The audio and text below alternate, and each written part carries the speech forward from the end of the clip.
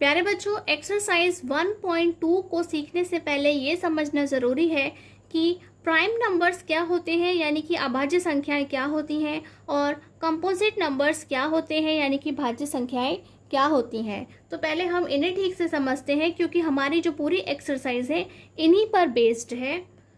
A number that can be divided exactly only on by itself and 1।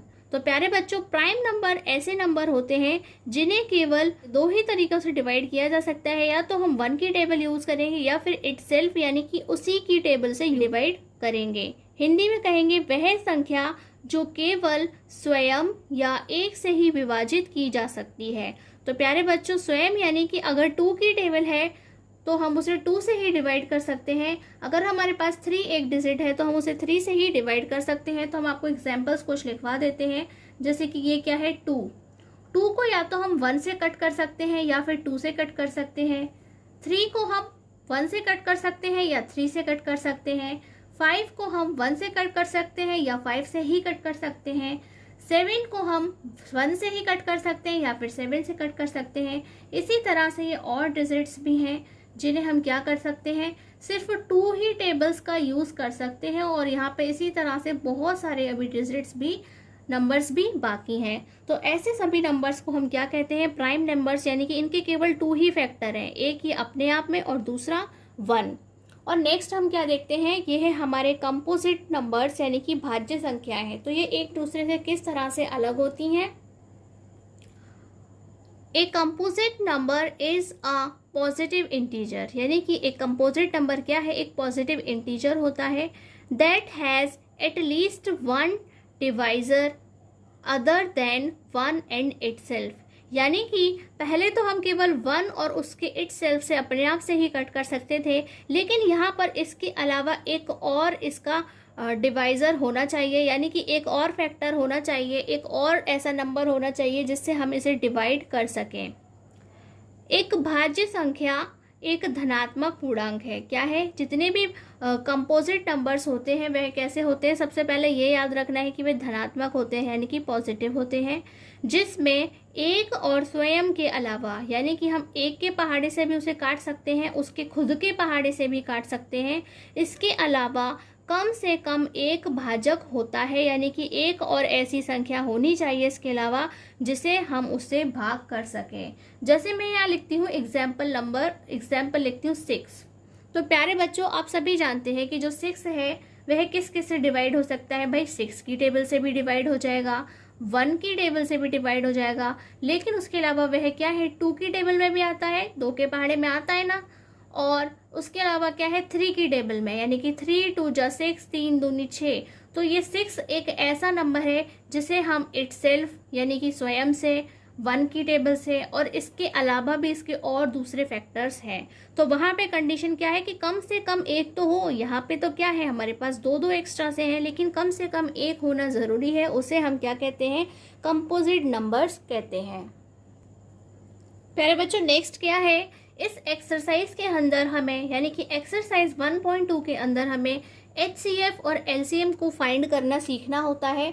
इसीलिए अब हमें यह भी समझना है कि जब हमें कुछ भी डिजिट्स मिलेंगे जहां पर हमें HCF की वैल्यू बतानी होगी, तो वहां हम उसे किस तरीके से डिफाइन करेंगे। तो आपको पता होना चाहिए, HCF is equal to product of the smallest power of each common prime factor in the numbers. तो प्यारे बच्चों देखिए, जो हमेशा फैक्टर्स होते हैं हम किनके बनाते हैं, प्राइम नंबर्स के बनाते हैं। यानी कि जो ऐसे टेबल्स होते हैं अपनी ही टेबल से कट होते हैं उन्हें हम क्या बोलते हैं, प्राइम नंबर बोलते हैं। और जब हम उन्हीं से कट करके बनाते हैं तो क्या बोलते हैं, प्राइम फैक्टर्स। क्या कहते हैं, उन्हें प्राइम फैक्टर्स कहते हैं। तो मान लीजिए अगर हमारे पास में 2 डिजिट्स हैं और उन 2 डिजिट्स का HCF हमें फाइंड करना है, तो हम क्या देखेंगे वहां पे कि कॉमन प्राइम फैक्टर कौन सा है। कॉमन यानी कि दोनों के अंदर अवेलेबल होना चाहिए। यानी कि अगर यहाँ पर 6 लिखा है, 6 को हम लिखेंगे 2 इंटू 3, एंड सेकेंड है हमारे पास 4, जिसे हम लिखेंगे 2 इंटू 2। तो कॉमन क्या है भाई, इसके पास भी 2 है और इसके पास भी 2 है, तो वहां पर हम देखेंगे कि जो भी कॉमन फैक्टर है उसकी सबसे छोटी पावर कौन सी है, स्मॉलेस्ट पावर यानी कि छोटी पावर। तो यहाँ पे तो 2 की पावर 1 है और यहाँ पर क्या है 2 की पावर 2 है। 6 को हमने 2 इंटू 3 लिखा यानी कि 2 की पावर 1 है, लेकिन 4 क्या है 2 इंटू 2, 2 की पावर 2। तो यहाँ पे HCF की वैल्यू क्या होगी, जो सबसे छोटी पावर है वही वाला नंबर जो होगा वह HCF होगा। यानी कि संख्याओं में प्रत्येक उभयनिष्ठ अभाज्य गुणनखंड की सबसे छोटी घात का गुणनफल। तो प्यारे बच्चों, प्रत्येक उभयनिष्ठ, उभयनिष्ठ यानी कि कॉमन, जो दोनों के पास है वह क्या है उभयनिष्ठ है, और 2 होंगी तो 2, 3 है तो 3, 4 है तो 4, जितनी भी होंगी उनके लिए। और अभाज्य यानी कि वह अपने ही टेबल से कट होने चाहिए, ऐसे गुणनखंड होने चाहिए जैसे कि 2 का टेबल, 3 का टेबल, 2 का टेबल, 3 का टेबल, 5 का टेबल, 7 का टेबल, ऐसे ही नंबर्स वहाँ पे होने चाहिए। और उनमें जो भी सबसे छोटी घात होगी उन्हें हम गुणा के रूप में लिखते जाएंगे। तो जैसे हमने देखा था कि 4 के लिए 2 इंटू 2 था और 6 के लिए 2 इंटू 3 था, तो वहाँ पे छोटी पावर क्या थी, सिर्फ 2 यानी कि 2 की पावर 1। तो HCF क्या आएगा, हम वहाँ पे लिखेंगे जो HCF है वह 2 आएगा, क्योंकि हमें केवल छोटी घात देखनी होती है। और प्रोडक्ट और गुणनफल क्यों लिखा है, जब बड़े बड़े नंबर्स होंगे तो वहाँ पर आपको एक से ज़्यादा डिजिट्स देखने को मिलेंगे, जिन्हें हमें क्या करना है, मल्टीप्लिकेशन की फॉर्म में लिखना होता है। नेक्स्ट क्या है, LCM। LCM क्या होता है, तो प्यारे बच्चों से बोलते हैं लोएस्ट कॉमन मल्टीप्लायर। क्या कहा जाता है, इसकी फुल फॉर्म होती है लोएस्ट कॉमन मल्टीप्लायर। ये भी आपने क्लास 4th में ही अपने स्कूल के अंदर करना सीख लिया था, लेकिन हम यहाँ पे इसे दोबारा से करेंगे। Product of the greatest power of each prime factor. ये किस तरह के होते हैं, ग्रेटेस्ट पावर यानी कि जिसकी भी सबसे बड़ी पावर होगी उसे ही प्रोडक्ट की फॉर्म में लिखते जाना है।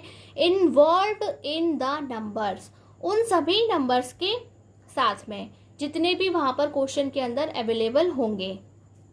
संख्याओं में संबद्ध प्रत्येक अभाज्य गुणनखंड, ठीक है, कि सबसे बड़ी घात का गुणनफल, यानी कि उसके अंदर जितने भी फैक्टर करने पर संख्या आई हैं और वह कैसी संख्या है, अभाज्य हैं, अभाज्य गुणनखंड उन्हें हम कह रहे हैं। तो जो भी सबसे बड़ी घात होगी उनको गुणा के रूप में लिखते जाएंगे, सबसे बड़ी पावर्स को हम इन मल्टीप्लाई की फॉर्म में, प्रोडक्ट की फॉर्म में लिखते जाएंगे। तो आपको याद रखना है HCF वाले में क्या लेते हैं, छोटी घात, क्या लेते हैं, स्मॉलेस्ट पावर लेते हैं, लेकिन LCM वाले में क्या करते हैं, ग्रेटेस्ट पावर लेते हैं, जो सबसे बड़ी घात होती है उसे हम लेते हैं।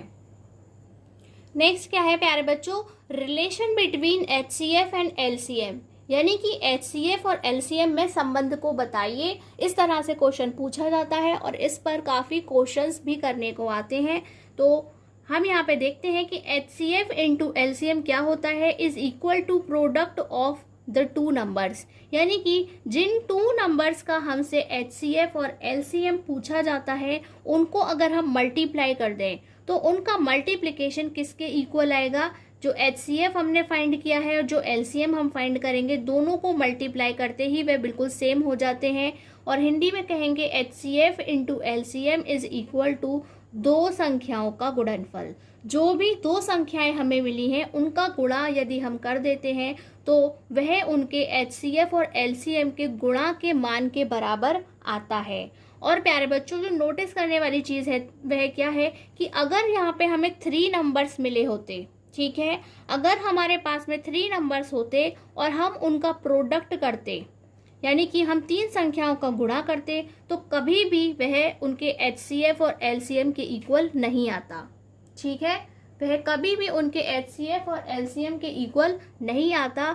ये जो रिलेशन है सिर्फ 2 नंबर्स के लिए है, किसके लिए है, सिर्फ 2 नंबर्स को जब हम प्रोडक्ट करते हैं, 2 संख्याओं का गुणनफल करते हैं, तभी वह हमेशा HCF और LCM के इनटू के इक्वल आता है, 3 वाले के इक्वल नहीं आता है।